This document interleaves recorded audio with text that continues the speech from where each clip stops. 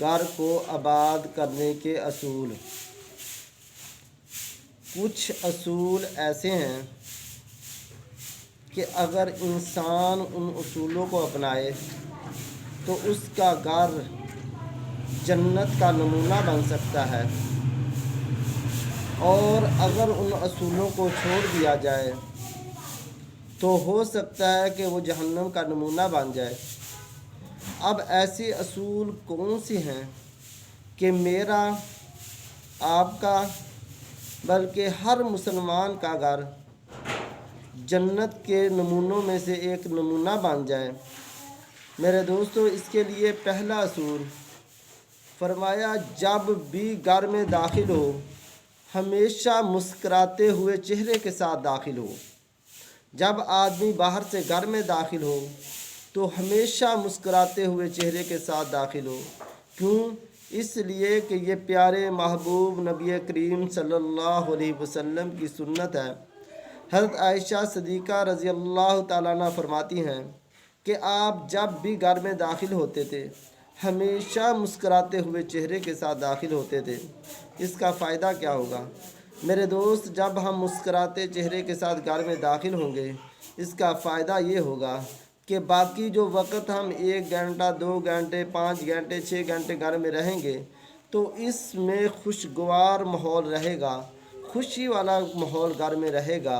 हाँ मेरे दोस्त, इसलिए सबसे पहला असूल ये है कि जब भी आदमी घर में दाखिल हो और अपनी बीवी को देखे तो देख के उसको मुस्करा दे। आप इस सुन्नत पर अमल करना शुरू करें, फिर देखें कि हमारे घरों में कैसे सुकून होता है, हमारे घरों में कैसे खुशगवारी होती है, हमारे घरों में कैसे राहतें होती हैं। तो सबसे पहला असूल कि जब भी आदमी घर में दाखिल हो तो बीवी को देखकर मुस्कुरा दे। दूसरा असूल फरमाया कि दूसरा असूल ये है कि बीवी के अच्छे कामों की तारीफ़ करे। आदमी को चाहिए कि जब उसकी बीवी कोई अच्छा काम करे, मसलन उसने अच्छा खाना पकाया है, तो अब इंसान को चाहिए कि उसकी तारीफ़ करे कि आज तो आपने बहुत ही प्यारा खाना पकाया है। उसने टाइम पर हमारे कपड़े इस्त्री कर दिए, तो इस पर हम उसकी तारीफ़ करें कि आपने तो मेरे टाइम पर कपड़े इस्त्री कर दिए, आपने तो बहुत अच्छा काम किया। इसी तरह मेहमान वगैरह ने आना था और उसने सफाई वगैरह टाइम पे कर दी, तो अब हमें चाहिए कि उसकी तारीफ़ करें। हर ऐसा काम कि बीवी ने उसको बेहतर तरीके से किया है तो हम उसकी तारीफ़ करें। अगर हम बीवी के अच्छे कामों पर उसकी तारीफ़ करेंगे तो इसका फ़ायदा ये होगा कि अगर वो कोई गलत काम करती है तो हम उसको डांटेंगे और उसको उससे रोकेंगे तो वो रुक जाएगी। अगर लेकिन आज माहौल ये बन चुका है, आज मिजाज ये बन चुका है कि अगर औरत से कोई गलती हो जाए तो फौरी तौर पर उसको डांट दिया जाता है। वो पूरा माह बहुत प्यारा खाना पकाती रही, एक दिन नमक कम हो गया या ज़्यादा हो गया तो अब इस पर उसकी डांट पड़ रही है उसको। ये क्यों?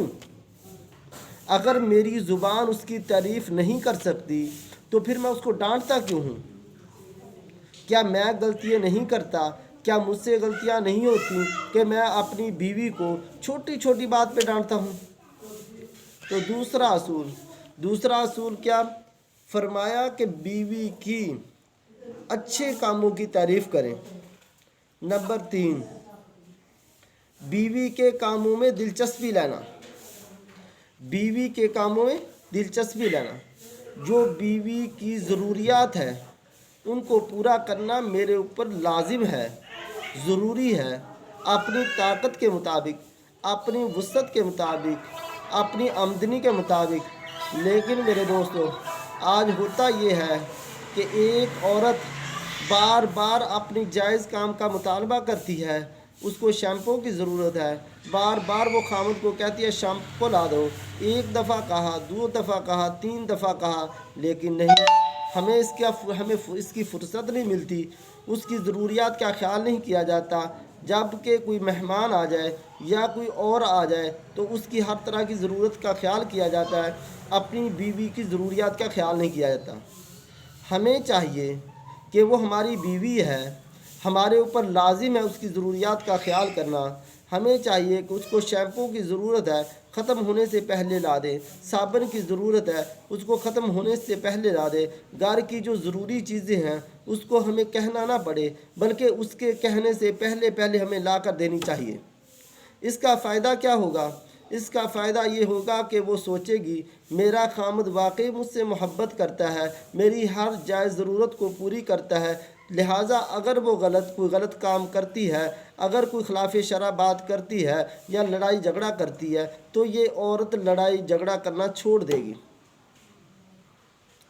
اور ایک اصول نمبر 4 اصول فرمایا کہ عورت کے ساتھ محبت کی باتیں کرو، محبت کا انداز اپناؤ، اس کے ساتھ پیار بھری باتیں کرو، اس کے ساتھ خوش اخلاقی والی باتیں کرو، اس کو خوش کرنے کی کوشش کرو۔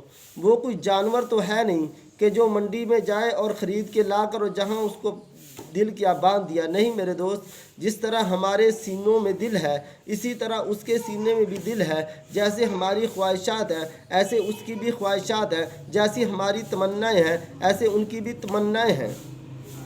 اب بیوی کو محبت چاہیے، عورت کو محبت چاہیے۔ اگر ہم اس کو محبت نہیں دیں گے تو چاہے ہم اس کے سامنے ہر خواہش اس کی پوری کر دیں، ہر طرح کی اس کی ضروریات پوری کر دیں تو گھر سے لڑائی ختم نہیں ہو سکتی۔ اگر ہم گھر سے لڑائی ختم کرنا چاہتے ہیں تو ہمیں چاہیے کہ ہم جو ہے عورت کے ساتھ محبت بھری زندگی گزاریں، محبت بھری باتیں کریں۔